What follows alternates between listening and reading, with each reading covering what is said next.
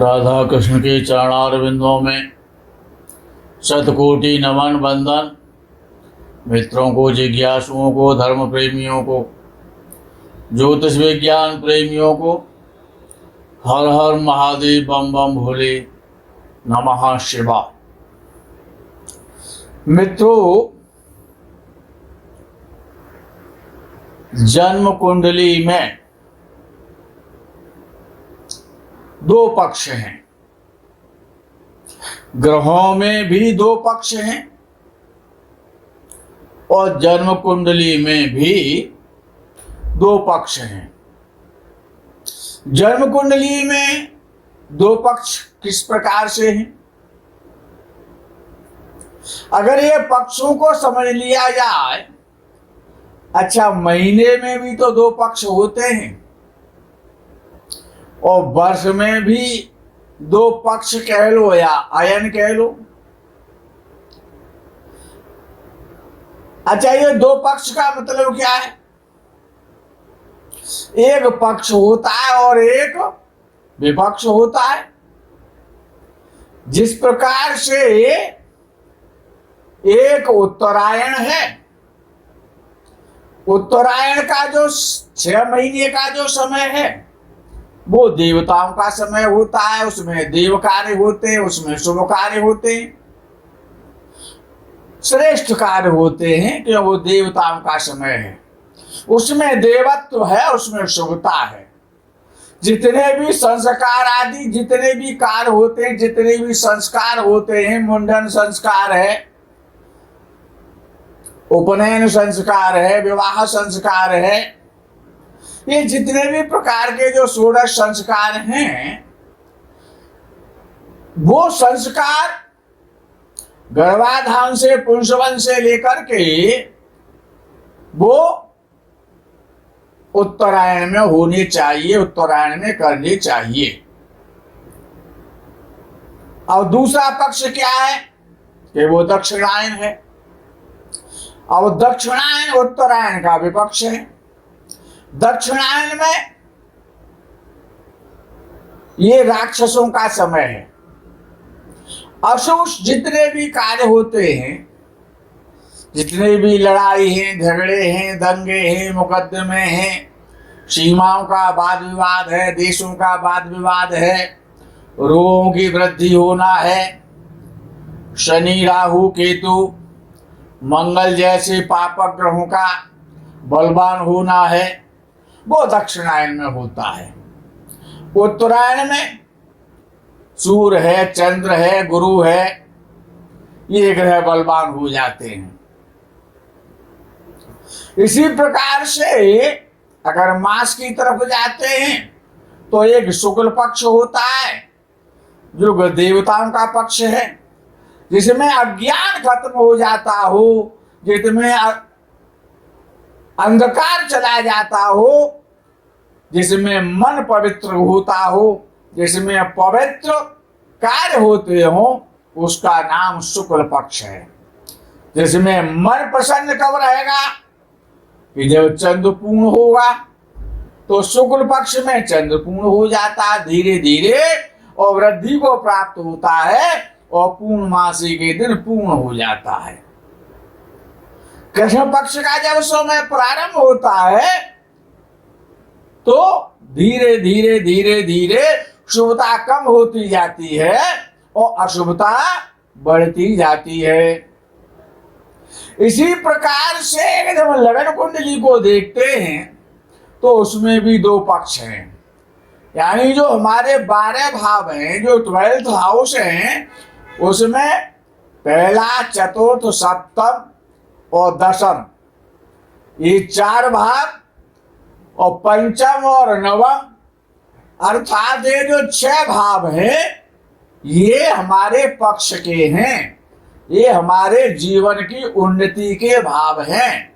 इनसे हमको सुख मिलता है, इन्हीं से अच्छे कार्य होते हैं, इसी से जीवन चलता है, इसी से व्यक्ति धनवान होता है, पुत्रवान होता है, पत्नीवान होता है, व्यापारी होता है, शुभादि शुभ कर्म करता है। और जो 6 भाव हैं, 6 भाव कौन कौन से?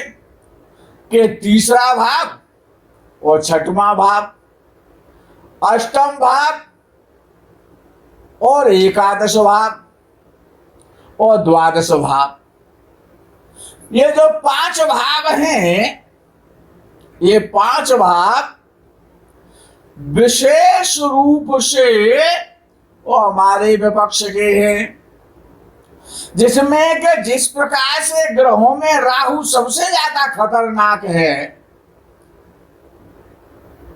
इसीलिए उसको ड्रैगन कह लें या डेंजर कह लें, ड्रैगन कह लें या उसे डेंजर्स कह दें।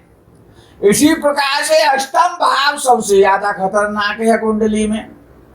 अच्छा, दूसरा जो भाव है या दूसरे भाव का जो स्वामी है द्वितीयेश, वो दोनों पक्षों में इन्वॉल्व हो जाता है।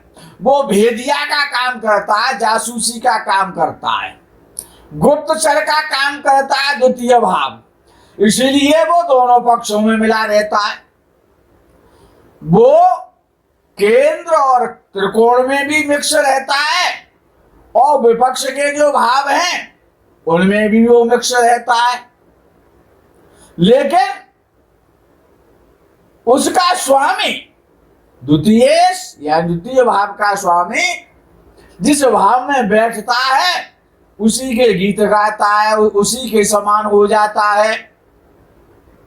अब विषय आता है कि जो ग्रहों का जो पक्ष है, जो पहला पक्ष है, जो कि जीवन को कल्याणकारी बनाता है, यश देता है, सम्मान देता है, बुद्धि देता है, विवेक देता है, संसार के समस्त प्रकार के सुख, यश और वैभव, लक्ष्मी और कीर्ति, नैरुज्य, दीर्घायु पहला पक्ष प्रदान करता है।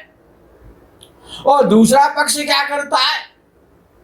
दूसरा पक्ष जितने भी प्रकार के रोग हैं, संताप है, दर्दता है, गरीबी है, अभाव है, जितने भी प्रकार के लड़ाई झगड़े, मुकदमे, झगड़े, झंझट, शत्रु, पराभव, ये सब द्वितीय भाव के ग्रह देते हैं। अर्थात जो पहला पक्ष है उसमें कौन कौन से ग्रह आते हैं? तो सबसे पहले तो ग्रहों का राजा सूर्य आ जाता है पहले पक्ष में। दूसरा, क्योंकि ग्रहों का राजा वो सूर्य है तो चंद्रमा तो रानी है या महारानी है। अच्छा, जो स्त्री होती है, चाहे राजा की रानी हो, महारानी हो, चाहे किसी पुरुष विशेष की स्त्री हो, वो मंत्रणा देने का भी तो काम करती है। वो हर एक की स्त्री और प्रत्येक कार्य में अपनी बुद्धि जरूर प्रदान करती है। तो स्त्री को मंत्री भी यानी चंद्रमा को गृह मंत्री का पद भी प्राप्त है। अब सूर्य राजा है, चंद्रमा महारानी है, और तीसरा ग्रह कौन है कि वो बृहस्पति है, कि वो राजगुरु है, पुरोहित है, मठाधीश है, एडवाइस करने वाला है। अच्छा, जब राजा होगा और रानी होगी, राजगुरु भी होंगे, तो सेनापति की भी तो आवश्यकता है। तो वहां पर मंगल सेनापति भी प्रथम पक्ष में आ जाता है। तो प्रथम पक्ष में कौन कौन से ग्रह हैं? जो कि संसार में यशस्वी बनाते हैं, वैभवशाली बनाते हैं, सुखी बनाते हैं, धनी बनाते हैं, भूमि भवन वाहन षडैश्वर्य का सुख जो प्रदान करते हैं, वो कौन से ग्रह हैं? कि सूर्य है, चंद्र है, बृहस्पति है और सेनापति मंगल है। अब आप सोच रहे होंगे कि बुध का नाम क्यों नहीं आ रहा है? ये बुध जो है ये तो युवराज है, राजकुमार हैं, क्योंकि ग्रहों में सबसे छोटा जो ग्रह है, आकार में जो सबसे छोटा है, वो बुध ही है। इसीलिए छोटा होने के कारण उसको बच्चा भी कहा गया है, युवराज भी कहा गया है, कुमार भी कहा गया है, राजकुमार भी कहा गया है। अच्छा, वैज्ञानिक दृष्टि से क्योंकि ज्योतिष एक विज्ञान भी है। तो अगर वैज्ञानिक दृष्टि से हम देखते हैं तो सूर्य परम तेजस्वी है, प्रकाश का कारक है, ऊर्जा, समस्त प्रकार की जो भी ऊर्जा है, समस्त प्रकार को जो प्रजा को जो प्रकाश मिलता है, जो सूर्य के तो प्रकाश मिलता है, तो प्रकाश और ऊर्जा का, समस्त प्रकार की ऊर्जा और समस्त प्रकार का ज्ञान रूपी प्रकाश वो किससे मिलता है? कि वो सूर्य को मिलता है, क्योंकि सूर्य ही सम्राट है, पालक है, राजा है। चंद्रमा सर्वाधिक तीव्र चलने वाला ग्रह है, उसकी गति बहुत तेज है, सौम्य तो है, शांतिपूर्ण होने से वो मन का कारक है और रानी भी कहा जाता है। मंगल उष्ण है, तेज तर्रार है, तेजस्वी है, पराक्रमी है, इसीलिए गर्व होने के कारण, क्रोधी होने के कारण उसको सेनापति कहा जाता है। बृहस्पति को सूर्य के बाद आकार में सबसे बड़ा है। सूर्य के बाद अगर कोई सबसे बड़ा ग्रह है तो वो बृहस्पति है। और बृहस्पति कैसा है कि बृहस्पति ऊर्जा देता है, रेडियो ऊर्जा, और सूर्य के समान दानी है, तपस्वी है, ज्ञानी है, और ज्ञान का अपरिमित भंडार है, सदा सत्य बोलने वाला है, धर्म है, साक्षात ईश्वर का स्वरूप है। सूर्य की तुलना में बृहस्पति काफी सौम्य है और शुभ होने से उसको राजपुरोहित, राजगुरु का दर्जा भी प्राप्त है। बुध आकार में छोटा है, इसीलिए वो बच्चा है तो वो राजकुमार है। ये तो पहला समूह है। दूसरे समूह का राजा शनि है। पहला जो पक्ष है उसका राजा तो सूर्य है, और दूसरा जो पक्ष है विपक्ष, जैसे आजकल आप देखते हैं कि संसद में जो सत्र चल रहा है उसमें विपक्ष, तो विपक्ष में एक मुख्य व्यक्ति होता है। तो इसी प्रकार से जो विपक्ष है, दूसरे समूह, जो दूसरा समूह है उसका राजा शनि है। पहले समूह का राजा सूर्य है, तो दूसरे तो वो तो सूर्य तो ज्ञान का प्रकाश है, संसार को जीवन देता है। और शनि क्या है कि वो अंधकार है।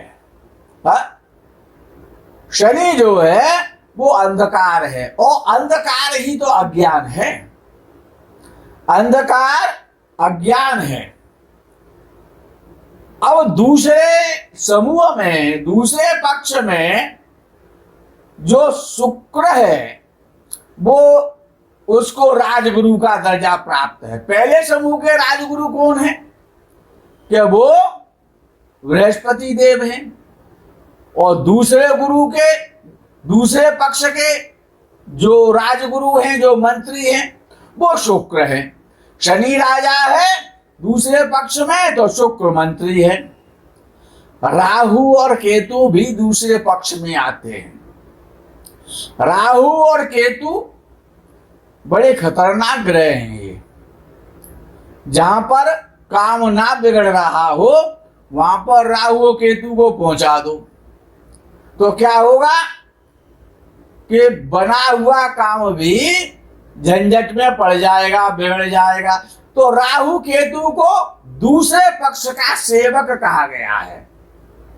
दूसरे पक्ष का राहु और केतु को सेवक माना गया है, क्योंकि शनि सेनापति की जरूरत नहीं समझता है।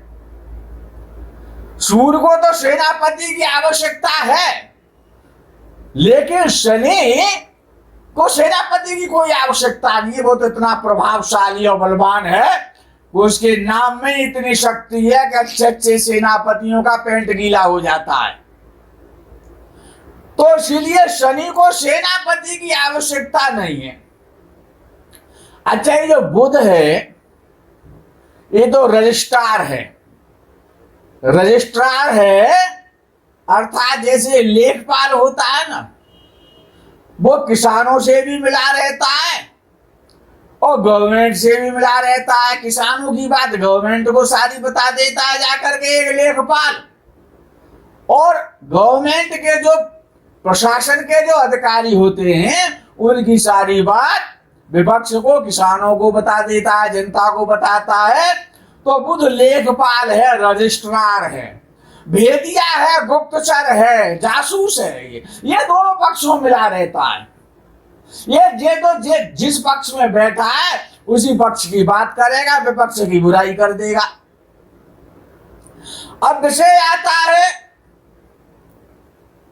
जितनी सरलता से पहले समूह में ये शामिल हो जाता है, कौन? भेदिया, बुध, जासूस। जितनी सहज पहले पक्ष में उसकी बड़ी कीमत है, क्योंकि वो शुभ ग्रहों का पक्ष है। उतने ही सरलता से, सहजता से ये इतना चतुर है बुध कि ये विपक्ष में भी सम्मिलित हो जाता है, उसकी भी सूचना उनको दे देता है जाकर के। अच्छा, वैज्ञानिक अगर विवेचन करेंगे, ज्योतिष तो एक विज्ञान है, अगर वैज्ञानिक विवेचन उस पर करते हैं तो पहले समूह में सूर्य अत्यधिक प्रकाशमान है, उष्ण है और राजा है। तो यही दूसरे समूह का राजा शनि है, जो अत्यधिक अंधेरा करने वाला है और ठंडा ग्रह है। शनि जैसे सूर्य अत्यंत भयंकर गर्म है, पत्थर भी पिघल जाते हैं और जमीन भी फट जाती है उसकी गर्मी से। ऐसे सूर्य जितना गर्म है, उसका विपरीत जो विपक्ष का जो राजा है शनि, वो उतना ही ठंडा है। यानी कि जहां पर बर्फ जमी रहती है और बर्फ के अलावा कुछ नहीं होता है, और जहां पर जब भयंकर शीतलहर चलती है, जहां पर पानी जम जाता है और -30, 40, 50 डिग्री पर जब टेम्परेचर जहां का पहुंचता है, वहां पर वो शनि का वास है। अच्छा, घर में शनि कहां रहता है? घर में शनि तो एसी में मिलता है। एसी से जो ठंडी हवा आ रही है या कूलर से जो भयंकर जो लू चलती है, गर्मी पड़ती है, जब सूर्य तपता है और रेत जब तपता है, तो रेत में चने डाल दो दोपहर में जाकर के, वो भी भुन जाते हैं। तो जब सर्दी का मौसम आता है, कब? जब शरद ऋतु के बाद जब शिशिर ऋतु आती है। शिशिर ऋतु का कारक है शनि, यानी कि जब सूर्य मकर और कुंभ राशि में होता है, उस समय शिशिर ऋतु होती है। तो जब मकर और कुंभ में क्या होता है जनवरी और फरवरी के महीने में, कि अग्नि की आवश्यकता होती है। तो शनि बहुत ठंडा ग्रह है, सूर्य जितना गर्म है। यद्यपि पुराणों के अनुसार तो सूर्य का पुत्र ही तो शनि है, लेकिन शनि में एक विशेषता है कि वो माता जी का भक्त है, मातृभक्त है, वो माता की बात मानने वाला। अच्छा, जिनका शनि अच्छा होता है वो मातृभक्त होते हैं।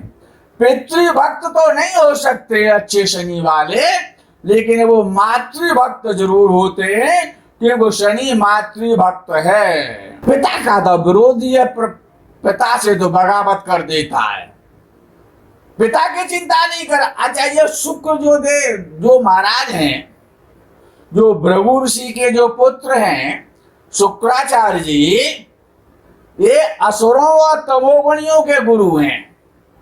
अब इस पक्ष में तो तमोगुणी तो ज्यादा है, राहु है, केतु है, शनि है, ये सारे ग्रह तमोगुणी ग्रह हैं, तो ये इनके गुरु हैं। गुरु तेजस्वी भी होता है और आकर्षक भी होता है।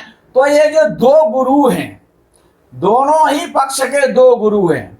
एक तो बृहस्पति देव गुरु हैं पहले पक्ष के, जो सत्ताधारी पक्ष है, जो अच्छा पक्ष है, क्योंकि देवताओं का जो पक्ष है, स्वर्ग आदि के गुरु, इंद्र आदि देवताओं के गुरु तो बृहस्पति है ना, और राक्षसों के गुरु कौन है कि वो दैत्याचारी शुक्रदेव हैं। अच्छा, राहु केतु छाया ग्रह होने से सूर्य और चंद्र जैसे प्रकाशित ग्रहों के परम शत्रु होने से अंधकार के समर्थक हैं। ये जब भी वोट करेंगे हमेशा विपक्ष को वोट करेंगे, यानी कि ये किसको चाहते हैं, इनकी मित्रता किससे है, शुक्र के साथ है और शनि के साथ है। अर्थात ये दोनों ही बड़े भयंकर हैं। अच्छा, शनि के ये दोनों नौकर हैं और बुध दोनों समूह में शामिल हो जाता है कि वो भेदिया है, छोटा है, तो वो सबकी बात को ध्यान रखता है, सब में मिल जाता है और अपना काम निकाल लेता है। क्योंकि बुध एक ऐसा ग्रह है कि वो सदैव सद्य फल देने वाला है। सूर्य, मंगल और गुरु ये पुरुष ग्रह हैं। चंद्र और शुक्र ये स्त्री ग्रह हैं और विद्वानों ने शनि को नपुंसक माना है और बुध को भी नपुंसक माना है, जिसकी कोई जुबान ही नहीं है, जो जिसके साथ बैठता है उसी की बात करता है। तो ऐसा कौन हो सकता है? ऐसा तो बुध ही हो सकता है, जो खाली बातों से काम चलाता हो। बुरे लोगों के साथ बैठे तो बुरी बात करने लग जाएगा, अरे कि साहब आपके समान कौन है दूसरा संसार में। और जब अच्छे पक्ष के बात, अरे कि वो लोग तो बहुत गलत हैं, उनको तो दंडित होना चाहिए। बुध यानी दुपक्षी बात करता है, उसका कोई भरोसा नहीं है। ये सूर्य शनि आपस में पिता पुत्र हैं, तो चंद्र और बुध भी आपस में पिता पुत्र हैं। मंगल भूमि का पुत्र है, चंद्रमा सागर का पुत्र, बृहस्पति ब्रह्मा जी के पुत्र है और बुध जो है वो बृहस्पति का सौतेला भाई है। अब विषय आता है कि ये जो शुक्राचार्य जी है ना, भृगु ऋषि के पुत्र, ये इनका परम आशीर्वाद राहु केतु पर रहता है। अगर राहु केतु को अच्छा करना चाहते हो ना, तो शुक्राचार्य की साधना करो। शुक्राचार्य की साधना करने से, शुक्र की साधना करने से, शुक्र के उपाय करने से और राहु केतु हमेशा प्रसन्न रहते हैं, क्योंकि राहु केतु पे विशेष रूप से आशीर्वाद किनका है कि शुक्राचार्य जी का है। मित्रों, आज इस प्रकरण में ये विराम करेंगे, आगे के प्रकरण का आप इंतजार करें। तब तक के लिए हर हर महादेव, बम बम भोले नमः शिवाय। जय गो माता दी।